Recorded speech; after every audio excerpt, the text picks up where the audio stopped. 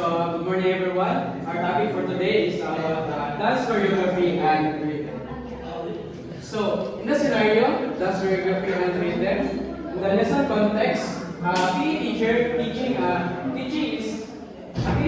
teaching rhythm and movement through a simple group dance routine. So, the intended learning outcome or the ILO is at the end of the lesson, the students should be able to perform a synchronized dance routine and describe the importance of rhythm in movement and describe the importance of rhythm in movement.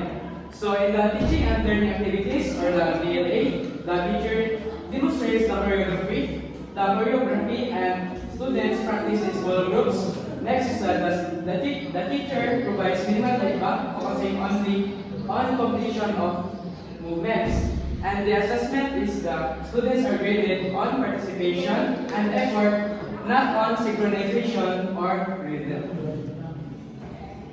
So, for the misalignment analysis and proper solutions, So the component is intended learning outcome ILO 1, perform a synchronized dance routine and describe the importance of rhythm in movement. Describe the importance of rhythm in movement. So the misalignment is the intended learning outcome or ILO is misaligned because it combines two different learning domains, performing a synchronized dance routine, which falls under the psychomotor domain, and describing the importance of rhythm in the movement, which belongs to the cognitive domain. So the proposed solution here is that ILO should be separated into two distinct objectives, one that focuses on executing a synchronized dance routine with accuracy and coordination, and another that emphasizes explaining the significance of rhythm in movement. The justification here is separating the ILO ensures clear assessment criteria, improves instructional alignment, and allows students to develop both physical skills and theoretical knowledge and more effectively. So for the misalignment for the teaching and learning activities or the TLA, the teaching and learning activities or TLA are misaligned because they focus primarily on demonstration and practice without providing sufficient guidance, legal feedback, or reinforcement of key dance elements such as rhythm, synchronization, and technique. These limit students' ability to refine their movement and understand the importance of rhythm in performance. So as you can see in the teacher and learning activities, you can clearly see that it is lack of guidance. So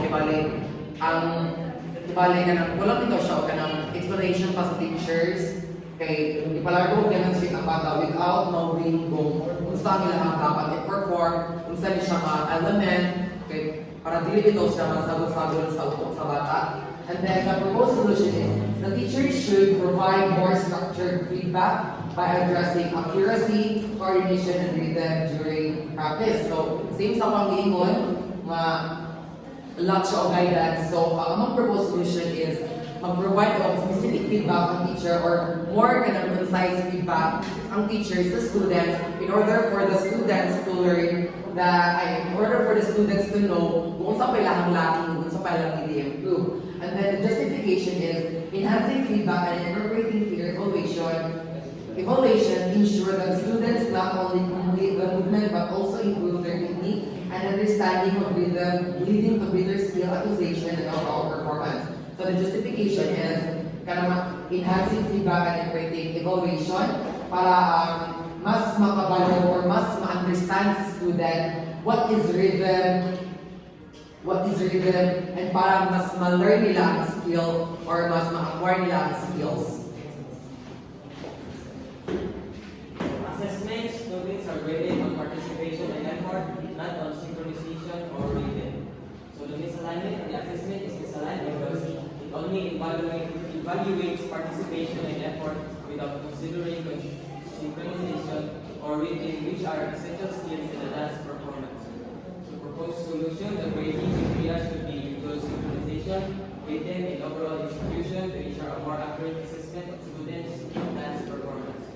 And the justification here is incorporating these criteria provides a fair evaluation, encourages skill development, and ensures that students focus on both effort and technical accuracy.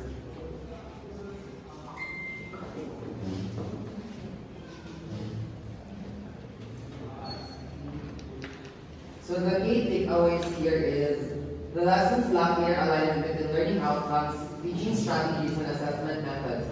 While students are expected to perform a synchronized dance routine and understand rhythm, the teaching activities provide minimal feedback and assessment does not measure synchronization or rhythm. This gap limits students' ability to develop and demonstrate attendance skills effectively. To improve learning outcomes, structured feedback, targeted assessment criteria, and better instructional support should be integrated. So since sa pang ginihama, it is misaligned due to lack of emphasis on the synchronization and rhythm. Kaya wala bitaw na hatag ang sa teacher or na-discuss kung sa ang synchronization and rhythm. So in order for the students to acquire the knowledge about this rhythm and synchronization, it needs to improve the learning outcomes, structured feedback. So kailangan din structure ng feedback sa teacher, sa student, kaya para ma-assess po sa self-student kung siya lucky. And then, targeted assessment criteria. So dapat ang imong assessment is kanang ito, achievable siya. Dili kay kanang imong assessment kay more on kanang para sa imo ma-achieve nimo pero as the students di ay kay dili niya ma-achieve. And then the next is the better instructional support should be integrated. The next is reflection on constructive alignment and lesson design. Constructive alignment is a teaching approach that aligns the intended learning outcomes, ILOs, so the learner should master not only in technical skills but also the ability to convey emotion and connect with an audience. With the teaching and learning activities or TLA, this one includes practicing set routines, experimenting with improvisation, and developing an understanding of musical phrasing. And the assessment methods is evaluated based on the dancer's ability to synchronize movements with music, maintain rhythm, and deliver an full performance. So the goal is to ensure that all aspects of the lesson are designed to support students in achieving the intended learning outcomes.